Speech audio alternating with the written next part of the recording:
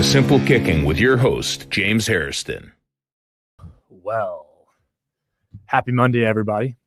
I am James Hairston. This is the second Simple Kicking show that's live on YouTube, Facebook, to all my LinkedIn people too. Thanks for joining the journey.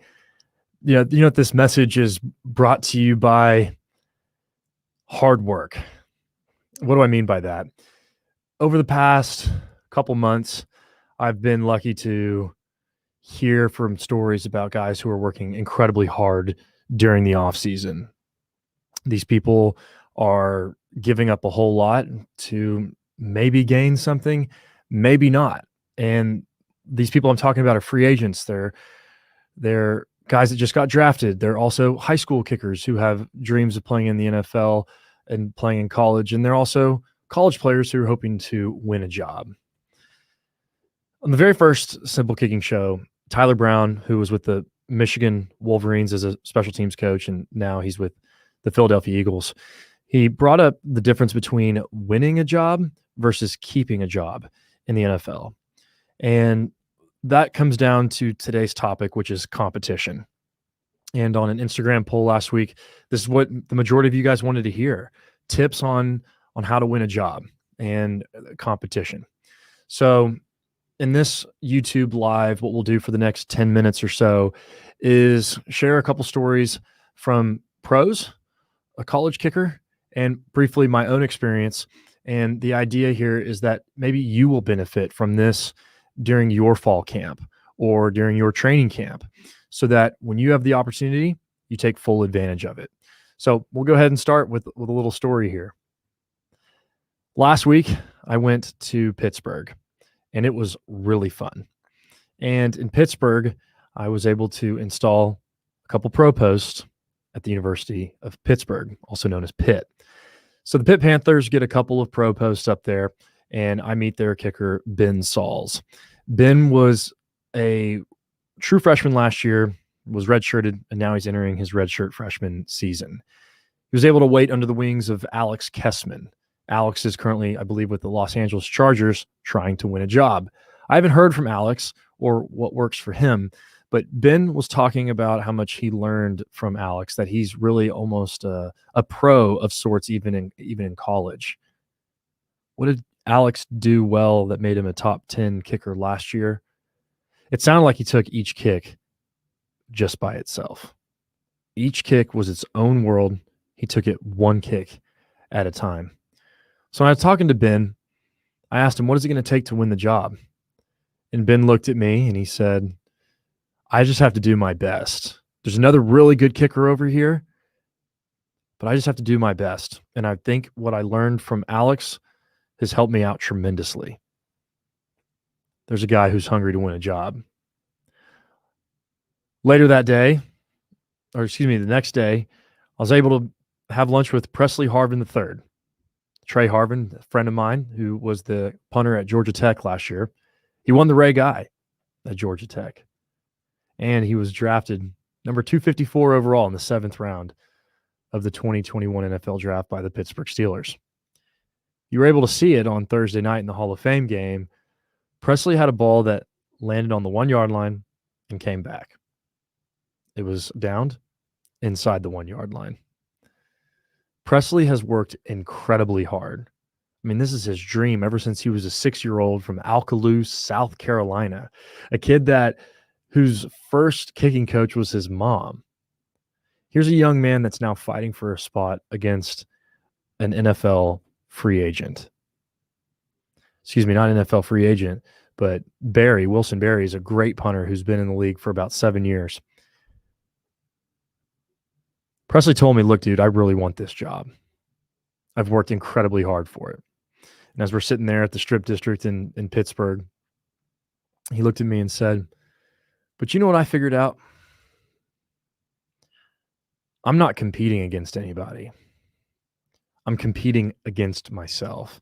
And it echoed what I heard on the podcast with Parker Lewis, who's the USC kicker. We'll get back to Pressley in a second because I want to talk about Parker. Last year, Parker, this is 2020, was a true freshman at USC in a COVID year, meaning there was significant delays, maybe some restricted on-field presence with guys. I mean, it was a nightmare, as many of you experienced firsthand.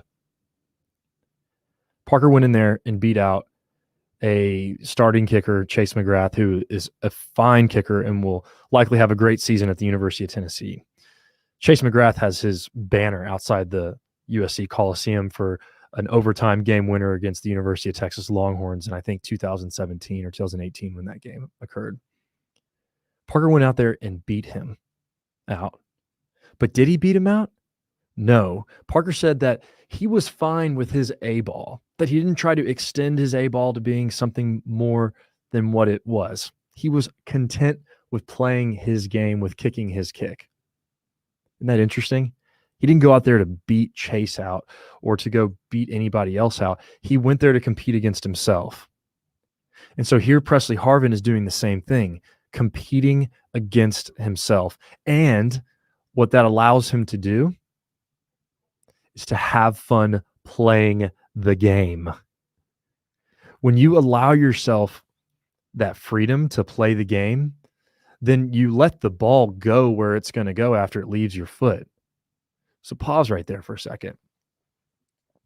Can you control the ball after it leaves your foot? Hey, kickers out there. The ball is held, the ball snapped, the ball is held, your foot hits the ball. Can you control it after that?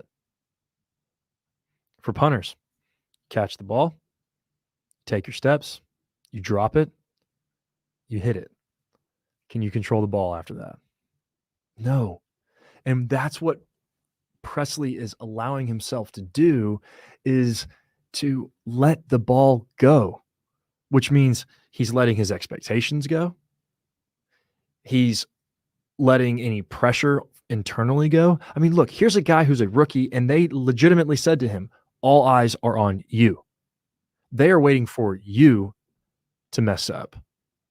They're waiting for you to make a mistake so that they can have a reason, maybe off the field, to cut you. Like Reed Ferguson said when he won his starting spot for the Buffalo Bills a couple of years ago, he goes, I won't allow them a reason to cut me for anything but my on-field performance. So that means he directed all of his time and his energy focusing on his craft of snapping the ball. It's the same thing with Pressley. He's a high-character kid who graduated from Georgia Tech, and now here he is with an opportunity to win a job in the NFL as a rookie punter. It's not easy. So competing is not about beating someone out so much as it is competing with yourself. Okay, what does that mean? Well, I don't know. Maybe you have a technique issue that you focus on. Like Nick Folk, hey, I have to keep my eyes back or my hip back. I'm going to compete with myself to allow that to happen. Keep my foot open, expose the sweet spot of my foot so that if it stays there longer in that strike zone or that impact zone, well, maybe I'll be able to make better contact. Or, hey, I'm going to compete with myself to really focus in on the target in which I'm trying to hit. Whatever it is for you, focus on the process of competing with yourself. That when these thoughts or these feelings come across your stream of consciousness, you don't entertain all of those thoughts. Instead, you stay laser focused on whatever your process is. Your pre-shot routine, your actual kick, when you're waiting. There's so much that you can do to compete against yourself in this segment of time so that you can earn the job, so that you can be kicking on week one, kicking field goals, kicking extra points, punting, whatever it may be. Compete with yourself, focus on the process, and the results will take care of themselves. So it's funny. What are ways that you can compete with yourself as you're out there? Well, if you're not measuring what you're doing, I'm not so sure that I recommend a way to compete with yourself without keeping score, right? It's like a golfer who plays but doesn't take track with a scorecard and write down his scores after each hole. I mean, how on earth can you really track your progress? And that's what most kickers do. They go out there and they kick and they kick and they kick. Imagine if you do that for a year from now. What are you going to have? more information about your progress or less? That's why the app was developed. And I just noticed that we were over 3,000 kickers on the Simple Kicking app. And what these guys are telling me is that by tracking their progress, they're able to see that competition come to life, that they're not competing with someone they're trying to beat out. They're competing with themselves.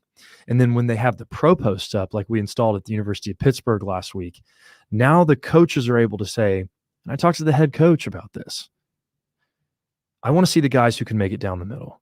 Because if they have confidence that you have a small proximity or a near proximity to the center of the pro posts, then they can trust you, because when weather comes, like it does in Pitt, which is one of the nastiest conditions in all of the country, they know that you're going to make it right down the middle. Does that, if you were a coach, would that give you more confidence or less confidence?